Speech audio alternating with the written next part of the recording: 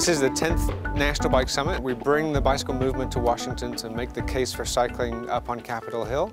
We have a great mix of industry people, retailers, and advocates. Washington, D.C. Attracts people from all over the country for every imaginable issue. It's absolutely essential, if we're going to be able to represent the interests of cyclists, that their voice is heard. I've been coming to the National Bike Summit for almost 10 years now. Truly worthwhile for us to come out, not only to be connecting with our colleagues, advocates from around the country, but also really be going up on the Hill and make sure our voices are heard to our legislators. One of the most important messages I think I spoke about at the Bike Summit is about fostering relationships with the police in their communities. Without their help, our lives are constantly in danger. I just presented on the panel on serving communities of color and how to broaden the movement.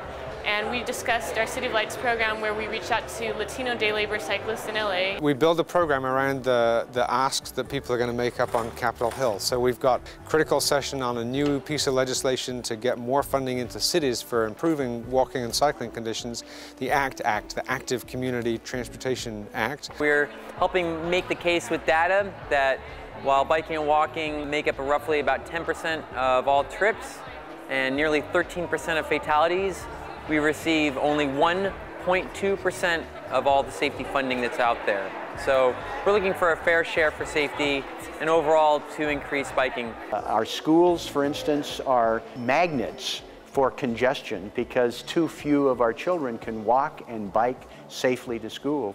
25% of the congestion within 3 miles of a school is because there are parents taking kids back and forth to school. I am an intern at Recycle a Bicycle in Brooklyn, New York, and I'm here today to lobby for the Safe Routes to School bill. It's really motivating me to get more involved in the political processes that we just see implemented on us day to day, but we don't really know how it works. We help folks think about what a great biking environment looks like, and we gain a lot of that from coming here and seeing what our colleagues in other cities are doing. I was here this morning presenting on both New York City's programs around cycling and green transportation, and talking about the common project we have with 14 other cities in the country called Cities for Cycling, where we're trying to share best practices and collectively write a new design manual for urban cycling facilities. We've engineered too much of the United States around the car.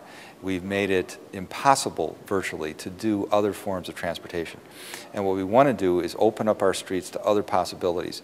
In Madison, we really want to have a bicycle revolution. We have a mode share for bikes of about 3%. We want to think not in terms of 3 or 4 or 5%. We want to think in terms of 15, 20, 25%, so that we can compare to cities like Amsterdam and Copenhagen. We may very well have, as a result of the economy, a greater transit-dependent population than we had before.